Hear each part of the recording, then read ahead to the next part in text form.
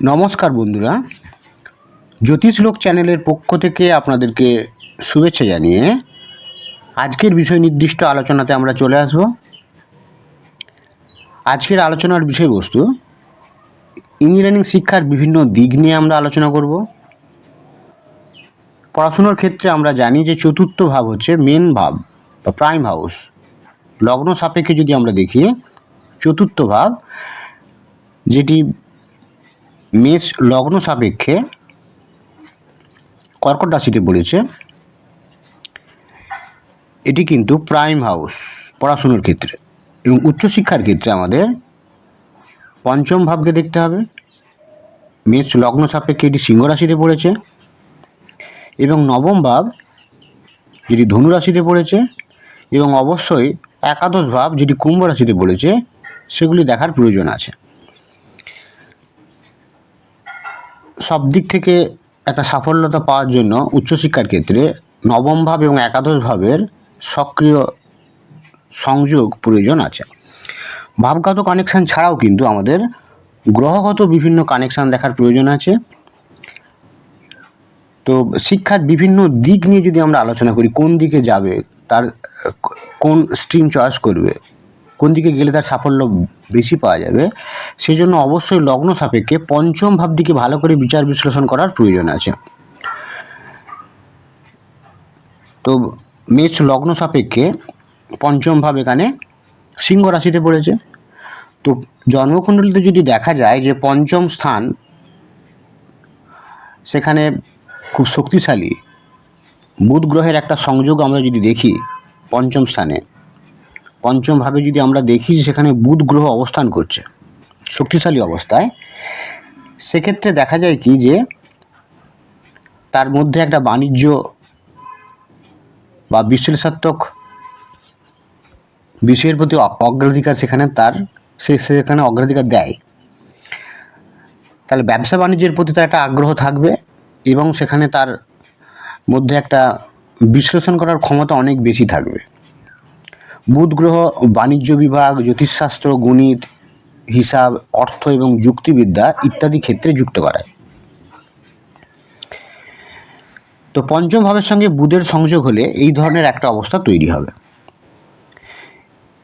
এবার যদি আমরা দেখি যে সেখানে চন্দ্রের একটা সক্রিয় অংশগ্রহণ তৈরি হয়েছে, তো তখন কিন্তু মেরিন ইঞ্জিনিয়ার, হোটেল ব্যবস্থাপনা, মানব সম্পদ, নার্সিং, বিক্রয়, বিপণন ইত্যাদি ক্ষেত্রে যুক্ত করাবে। তাহলে আমাদের ভাবগত ক্ষেত্রে যেমন চতুর্থ ঘর মেন ভাব এবং সেখানে পঞ্চম ভাব, নবম ভাব এবং একাদশ ভাবের যেমন একটা সংযোগ দরকার আছে হায়ার এডুকেশনের ক্ষেত্রে, ঠিক তেমনি কিন্তু আবার আমাদের দেখতে হবে কি যে কোন গ্রহ এই ভাবগুলির সঙ্গে যুক্ত করেছে। বিশেষ করে পঞ্চম ভাব খুবই গুরুত্বপূর্ণ, কোন দিকে যাবে, কোন দিকে গেলে তার পড়াশোনার ক্ষেত্রে একটা ভালো কেরিয়ার তৈরি হবে।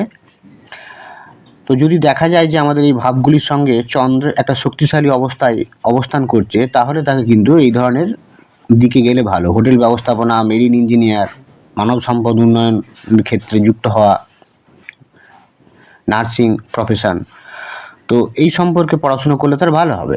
পঞ্চম ঘর এখানে একটা ভাইটাল ঘর দিক চয়েসের ক্ষেত্রে পড়াশুনোর। এবার আমরা চলে আসবো যে জ্যোতিষশাস্ত্রে দেখা যায় যে মঙ্গল গ্রহ এমন বিষয়গুলিকে বোঝায় যেগুলি যুক্তি এবং বিভিন্ন ধরনের বিশ্লেষাত্মক এবং জ্ঞানের ব্যবহারকে প্রয়োগের সঙ্গে জড়িত, বিশেষ করে ইঞ্জিনিয়ারিং, প্রযুক্তি এবং সামরিক অধ্যায়ের মতো ক্ষেত্রে।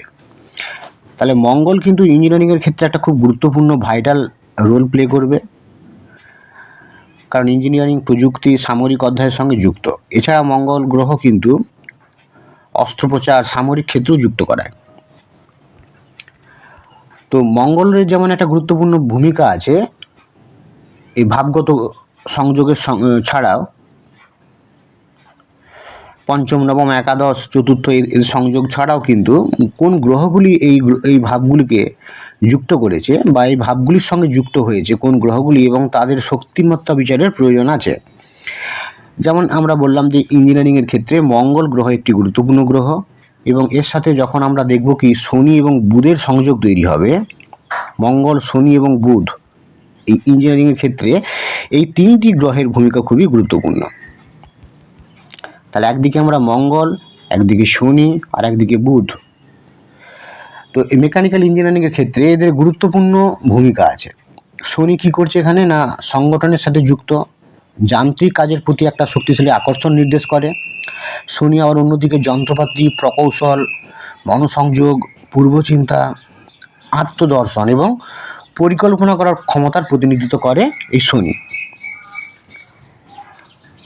শনি আর মঙ্গলের সংযোগে কারিগরি, যান্ত্রিক দক্ষতা বৃদ্ধি এবং পারস্পরিক শক্তি বৃদ্ধি করায়। ইঞ্জিনিয়ারিংয়ের ক্ষেত্রে একটা কেরিয়ার গড়ার ক্ষেত্রে শনি প্লাস মঙ্গল, শনি এবং মঙ্গল আর শনির যে সংযোগ খুবই গুরুত্বপূর্ণ। এছাড়া চতুর্থ বা দশম ঘরে মঙ্গল বা বুধ গ্রহের যদি শুভাবস্থান হয়, চতুর্থ ঘর বা দশম ঘরে, এই চারটির ক্ষেত্রে সিংহ রাশি হয়ে গেছে চতুর্থ ঘর এবং মকর রাশি হয়ে গেছে দশম ঘর।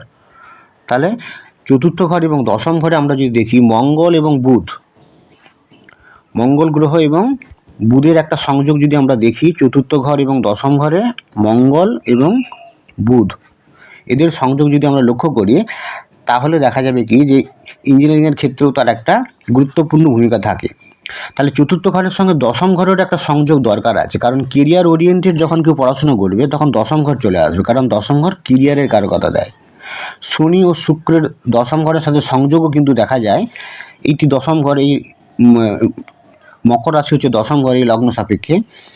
তো এই দশম ঘরে যদি শনি শুক্রের যদি সংযোগ তৈরি হয় তাহলে কিন্তু দেখা যায় যে ইঞ্জিনিয়ারিংয়ের ক্ষেত্রে একটা সফল কেরিয়ারের নির্দেশ দেয়। তো